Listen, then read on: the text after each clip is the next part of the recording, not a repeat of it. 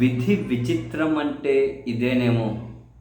ఏ media ద్వారా అయితే చంద్రబాబు నాయుడు గారు నాయకుడిగా ఎదిగారో, నాయకుడిగా చిత్రీకరింపబడ్డారో, ఈ స్థాయికి వచ్చారో, ఇప్పుడు అదే మీడియాను చూసి చంద్రబాబు నాయుడు గారు భయపడుతూ ఉండడం, అండ్ అదే మీడియా ఎక్కడ సర్కార్ తీసుకుంటున్నటువంటి ప్రజా వ్యతిరేక విధానాలు, ఈ సర్కార్ ఫెయిల్యూర్స్ను ప్రచారం చేస్తుందేమో, అది జనంలోకి వెళ్తుందేమో అని కొన్ని మీడియా ఛానల్స్ని ప్రసారాలు కానివ్వకుండా ఆపడం, మరీ ముఖ్యంగా 3 రోజుల తెలుగుదేశం పార్టీ మహానాడు, ఆ మహానాడులో లోపాలు బయటపడకుండా, మహానాడు ఫెయిల్యూర్స్ బయటపడకుండా, కేవలం మహానాడు అద్భుతంగా జరిగింది అని చెప్పి అది ఇది అని ప్రచారం చేసుకోవడం కోసం చంద్రబాబు నాయుడు గారి సొంత ఛానళ్లను మాత్రమే ప్రజల్లోకి పంపించి, ప్రజల్లో అలో చేసి, వాటి ప్రసారాలు మాత్రమే అలో చేసి, కాసింత న్యూట్రల్గా ఉన్న ఛానల్స్ ఏవైనా కనుక వ్యతిరేక ప్రచారం చేస్తాయేమో, ఇక్కడ ఉన్నటువంటి లోపాలను ప్రచారం చేస్తాయేమో,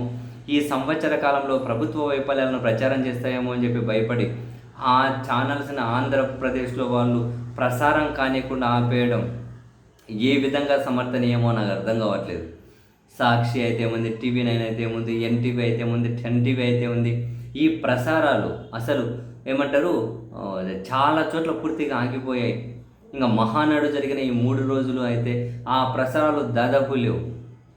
తెలుగుదేశం పార్టీ సొంత ఛానళ్ళు మాత్రమే అందరిళ్లలో మోగాలి, ఆ డప్పు మాత్రమే అందరిళ్లలో వినపడాలి, ఆ అబద్ధాలు మాత్రమే అందరిళ్లలో రీసౌండ్ అవ్వాలి, ఆ స్క్రిప్ట్ రైటర్ల, ఆ జూనియర్ ఆర్టిస్ట్ల సినిమా డైలాగులు మాత్రమే రీసౌండ్ ఇవ్వాలి. ఇలా అనుకుంటే ఎలా కుదురుతుంది? ఛానల్ చాలా చోట్ల ఆగిపోయాయి. ఈవెన్ వైఎస్ఆర్ కాంగ్రెస్ పార్టీ వాళ్ళు కూడా వీటన్నిటిని రిప్రజెంట్ చేసుకుంటూ దాదాపు దేశంలో అందరినీ ట్యాగ్ చేసుకుంటూ, మరి ఈవెన్ నిన్న సాయంత్రం కూడా రాత్రి కూడా ఒక ట్వీట్ వేశారు కదా, సాయంత్రం కూడా, the Chandrababu Naidu's coalition government has turned Andhra Pradesh into a cesspool of oppression, shamelessly banning mainstream media channels like Sakshi TV9, 10TV and NTV and other channels for exposing their year-long trail of disease and failures. While propping up yellow media to spread lies, this cowardly regime silenced the press, attacking 11 journalists, filing 63 illegal cases and jailing 8 journalists to hide its unmet promises.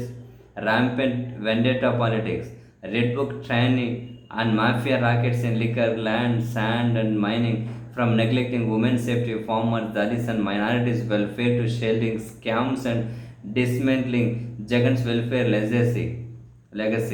Chandrababu's government's malice and incompetence are boundless. Democracy bleeds under this vile